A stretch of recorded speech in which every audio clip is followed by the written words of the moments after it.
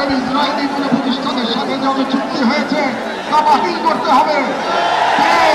রাষ্ট্রীয়ভাবে গাজায় ত্রাণ ও চিকিৎসা সহায়তা পাঠানো কার্যকর ব্যবস্থা নিতে হবে।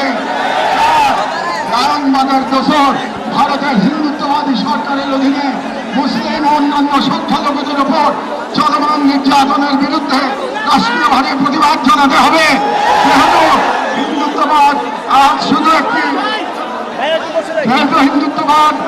শুধু একটি স্থানীয় মতবাদ নয়, বরং আন্তর্জাতিক চাইনিজ ব্লকের অন্যতম দোষর। 6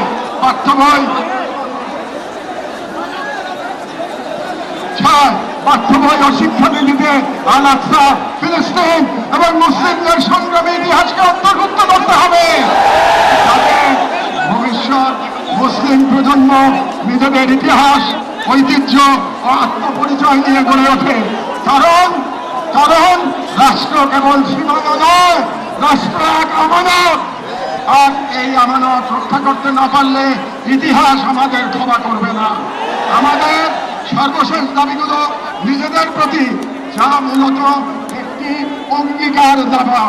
যেহেতু আমরা বিশ্বাস করি আল-কুদস কেবল একটি শহর নয়, এটি ইমানের অংশ, এবং আমরা জানি বাইতুল মুকাদ্দাসের মূর্তি অন্য কারো হাতে নয়, আমাদেরই কোনো প্রজন্মের হাতে না লেখা হবে। এবং আমরা বুঝি জায়নবাদের প্রতিষ্ঠা মূলত আমাদের নিজেদের আত্মবিস্মৃতির ফল। এবং আজ যদি আমরা প্রস্তুত না হই, তাহলে আল্লাহ না করুন, কাল আমাদের সন্তানেরা হয়তো আমাদের বাংলাদেশ পাবে, যেখানে হিন্দুত্ববাদ ও জায়নবাদ একত্রে নতুন গাজা তৈরি করবে। এবং গাজা আমাদের জন্য এক আয়না, যেখানে আমরা দেখতে পাই কিভাবে বিশ্বাসী হওয়া মানে কেবল বেঁচে থাকা নয়, সংগ্রামে দৃঢ় থাকা। সেহেতু আমরা এই মাটির মানুষ, এই মুসলিম ভূখণ্ডের নাগরিক, এই কওমের সন্তান এবং সর্বোপরি মুসলিম উম্মার সদস্য একটি অঙ্গীকার করছি। এক, আমরা সকলে স্বতঃস্ফূর্তভাবে বয়কট করব প্রত্যেক সেই পণ্য, কোম্পানি ও শক্তিকে যারা ইসরায়েলের দখলদারিত্ব টিকিয়ে রাখে।